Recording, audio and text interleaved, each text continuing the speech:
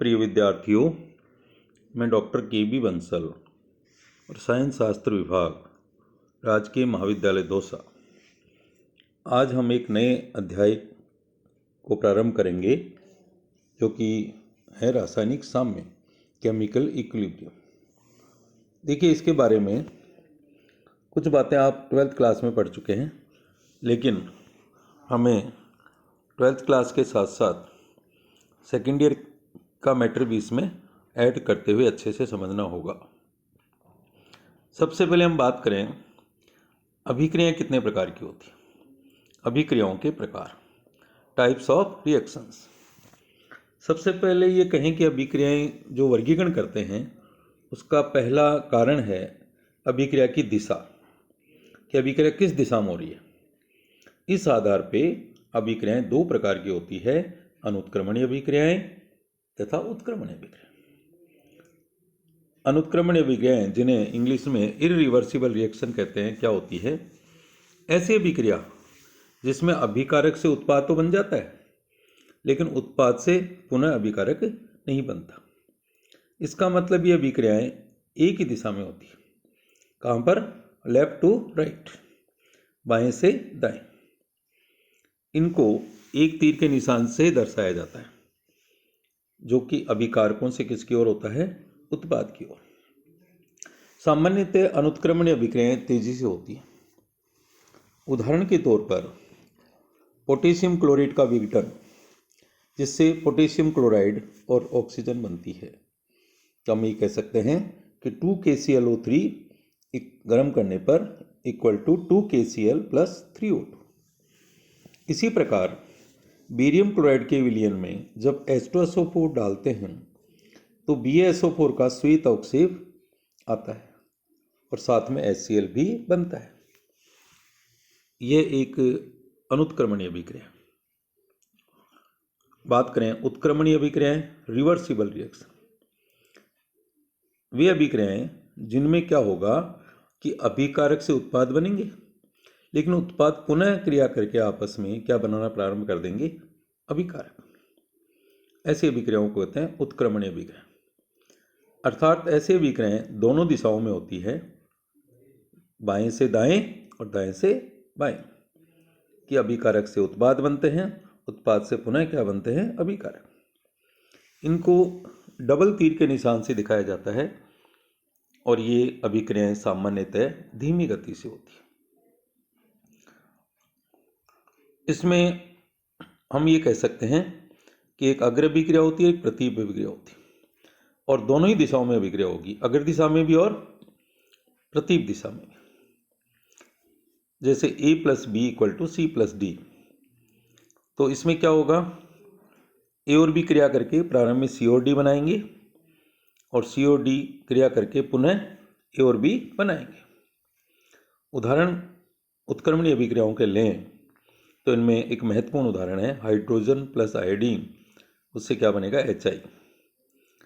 इसी प्रकार nitrogen gas + hydrogen gas = ammonia gas, N2 + 3H2 = 2NH3। इसी प्रकार acetic acid CH3COH + ethyl alcohol C2H5OH = CH3COOC2H5 + H2O। Ester बन रहा है, एथिल एसीटेट, और इस अभिक्रिया को कहते हैं एस्टरीकरण। यहाँ पर सभी अभिकारक और उत्पाद क्या हैं? द्रव हैं। इसी प्रकार कैल्शियम कार्बोनेट ठोस CaCO3 गर्म करने पर क्या देगा? कैल्शियम ऑक्साइड ठोस + CO2 गैस। इस अभिक्रिया को बंद पात्र में कराना पड़ेगा। तो उत्क्रमणीय अभिक्रियाओं की एक शर्त और है, क्या? कि इनको बंद पात्र में कराना पड़ता है। कारण, क्योंकि अगर खुले पात्र में अभिक्रिया होंगी तो उत्पाद उड़ जाएगा या बाहर निकल जाएगा, तो पश्च अभिक्रिया नहीं हो पाएगी। अब हम ये कहें कि उत्क्रमणीय अभिक्रियाओं के बारे में बात करें तो ये अभिक्रिया कभी भी पूर्ण नहीं होती। क्यों नहीं होती? क्यों? अभिकारक से उत्पाद बन रहा है, उत्पाद से अभिकारक बन रहा है। इन अभिक्रियाओं में हम कहते हैं कि ऐसे लगता है जैसे अभिक्रिया रुक गई, लेकिन वास्तव में अभिक्रिया रुकती नहीं है। अभिक्रिया सतत रूप से जारी रहती है। एक वर्गीकरण अपन अभिक्रियाओं का और कर सकते हैं, किसके आधार पर? अभिकारकों और उत्पादों की भौतिक अवस्थाओं के आधार पर। क्या वर्गीकरण है? समांगीय अभिक्रिया और विषमांगीय अभिक्रिया, homogeneous reaction and heterogeneous reaction. Homogeneous reaction क्या होती है? वे अभिक्रियाएं जिनमें अभिकारक और उत्पाद सभी की भौतिक अवस्था समान, फिजिकल स्टेट इज सेम। जैसा कि आपने अभी उदाहरण पढ़े उत्क्रमणीय अभिक्रियाओं में, अमोनिया का बनना, यह एक समांगीय अभिक्रिया, क्योंकि इसमें नाइट्रोजन, हाइड्रोजन और अमोनिया सभी क्या है? गैस है। इसी प्रकार एसिटिक एसिड से हमने अल्कोहल की क्रिया करवा के एथिल एसीटेट बनाया, एस्टर और जल, इसमें सभी अभिकारक और उत्पाद किस अवस्था में है? द्रव अवस्था। अतः हम क्या कह सकते हैं? यह भी एक प्रकार की समांगीय अभिक्रिया है। पहले उदाहरण में सभी गैस थे, इसमें सभी द्रव हैं। विषमांगीय अभिक्रिया, हेटेरोजेनस रिएक्शंस, ऐसी अभिक्रिया जिसमें अभिकारक और उत्पाद की भौतिक अवस्था समान नहीं होती, मतलब अभिकारकों और उत्पादों की भौतिक अवस्था भिन्न भिन्न होगी। अभी हमने उदाहरण पढ़ा, कैल्शियम कार्बोनेट को गर्म करते हैं तो कैल्शियम ऑक्साइड और CO2 गैस बनती है। तो यहाँ पर आप देख रहे हैं कि कैल्शियम कार्बोनेट ठोस है, कैल्शियम ऑक्साइड भी ठोस है, और CO2 क्या है? CO2 है गैस। तो भौतिक अवस्था क्या होगी? भिन्न भिन्न होगी। दो ठोस है, एक गैस। ओके, कोई दिक्कत? अब हम बात करते हैं नई हेडिंग की, जो कि बहुत महत्वपूर्ण है, रासायनिक साम्य, केमिकल इक्विलिब्रियम। वैसे तो देखिए, एक भौतिक साम्य भी होता है। क्या होता है? भौतिक साम्य, फिजिकल इक्विलिब्रियम। हम कैसे कहेंगे what is the difference between chemical equilibrium and physical equilibrium? भौतिक साम्य में और रासायनिक साम्य में क्या फर्क होगा? देखिए, साम्य दोनों में आएगा, साम्य दोनों में आएगा, लेकिन हम ये कहेंगे कि भौतिक साम्य कब होगा? जब भौतिक अभिक्रिया होगी, और रासायनिक साम्य कब होगा? जब रासायनिक अभिक्रिया होगी। मैं आपको, वैसे आपने छोटी क्लासेस पढ़ा है और आप सभी जानते हैं कि भौतिक साम्य क्या होता है, कि पानी से भाप बनना, ये एक भौतिक अभिक्रिया है, क्योंकि इसमें पदार्थ वही रहता है, केवल अवस्था बदलती है। तो यहाँ हम साम्य स्थापित करने की बात कर लें तो इसको क्या कहेंगे? भौतिक साम्य। अब हम यहाँ चर्चा करेंगे आपके पाठ्यक्रम के अनुसार रासायनिक साम्य। माना कि एक समांगीय अभिक्रिया है जो बंद पात्र में हो रही है। क्या है? A और B मिलके C और D बना रहा है, और यहाँ सभी अभिकारक और उत्पाद गैस अवस्था। आपको एक ग्राफ दिखाया गया है जिसमें x एक्सिस पर समय है और y एक्सिस पर वेग है। तो आप देख रहे हैं कि RF, व्हाट इज RF? अग्र अभिक्रिया का वेग, और RB क्या है? पश्च अभिक्रिया का वेग। तो जीरो टाइम पर क्या था भाई? RF उच्चतम था और RB क्या है? शून्य है। देखिए, आप ग्राफ को समझिए। तो धीरे धीरे RF का मान कम होता जा रहा है और RB का मान बढ़ता जा रहा है, और एक स्थिति आएगी कि साम्य होगा, साम्य अवस्था आ जाएगी। साम्य अवस्था मीन्स RF बराबर RB, अग्र अभिक्रिया की दर बराबर पश्च अभिक्रिया की दर। इस स्थिति को क्या कहते हैं? साम्य की स्थिति। इस साम्य की स्थिति पर होता क्या है? सभी अभिकारकों एवं उत्पादों की सांद्रता कांस्टेंट हो जाती, नियत हो जाती, स्थिर हो जाती। इसलिए साम्य क्या है? गतिक होता है। क्या मतलब? सांद्रता नियत हो गई अभिकारक उत्पादों की, लेकिन अभिक्रिया तो चलती रहती है। लेकिन वो नियत क्यों हो जाती भाई? क्योंकि जितने अभिकारक क्रिया करते हैं और उत्पाद बनाते हैं, उतने उत्पाद पुनः क्रिया करके क्या बना देते हैं? अभिकारक। तो अभिक्रिया तो चल रही है, लेकिन सांद्रता या अन्य कोई जो अभिक्रिया का गुण है वो कांस्टेंट हो जाएगा।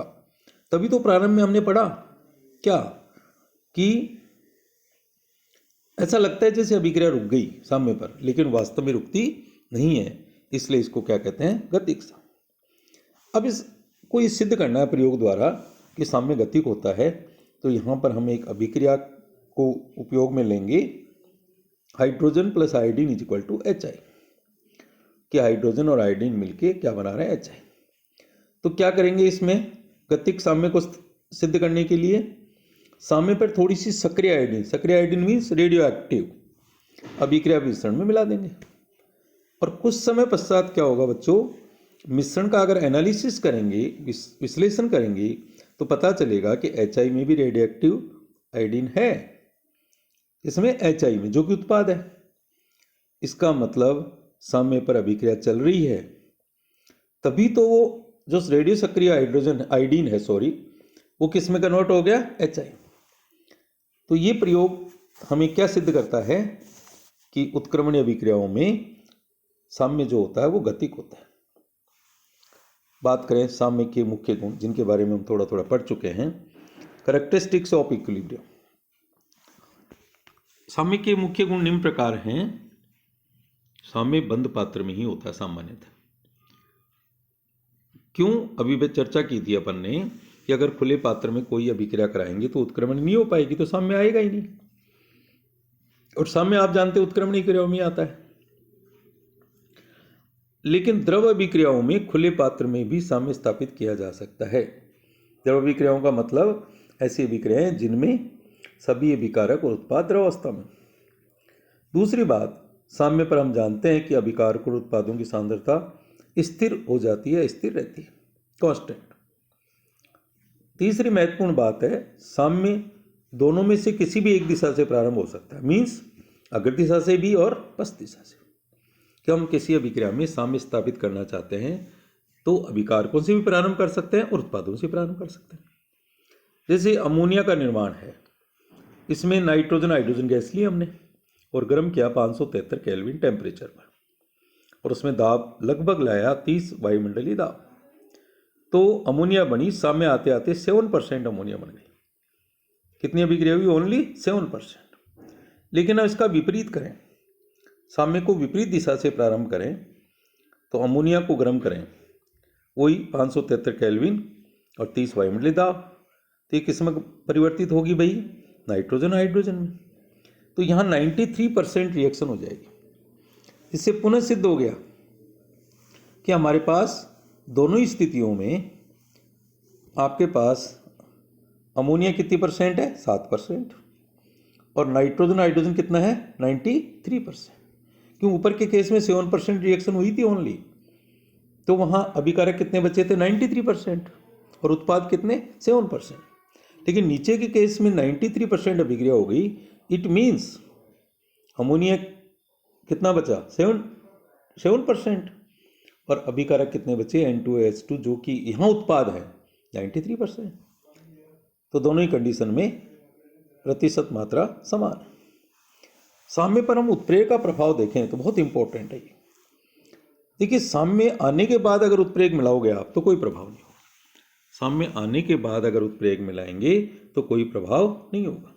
क्यों, क्योंकि ये अग्र और प्रतीप दोनों अभिक्रियाओं की दर को प्रभावित करता, मीन्स परिवर्तित करता है। मतलब अग्र अभिक्रिया पर भी प्रभाव डालेगा, प्रतीप पर भी डालेगा, इसलिए साम्य जल्दी स्थापित हो जाएगा। ठीक है, कब, जब साम्य आने से पहले मिला दें। देखिए, साम्य आने के बाद मिलाएंगे तो कुछ भी नहीं होगा, और साम्य आने से पहले मिला देंगे उत्प्रेरक तो उस स्थिति में साम्य जल्दी आ जाएगा। जैसा कि आपको ग्राफ दिखाई दे रहा है, एक्स एक्सिस पर समय है, वाई एक्सिस पर पुनः वेग है। तो एक डॉटेड लाइन वाला हमने जो ग्राफ बनाया वो उत्प्रेरक की उपस्थिति में। तो आप देख रहे हैं कि बिना उत्प्रेरक के साम्य अवस्था आ गई T1 समय में, और उत्प्रेरक पे कितने में, T2 में। लेकिन आप देख रहे हैं कि T2 समय कम है किससे, T1 से।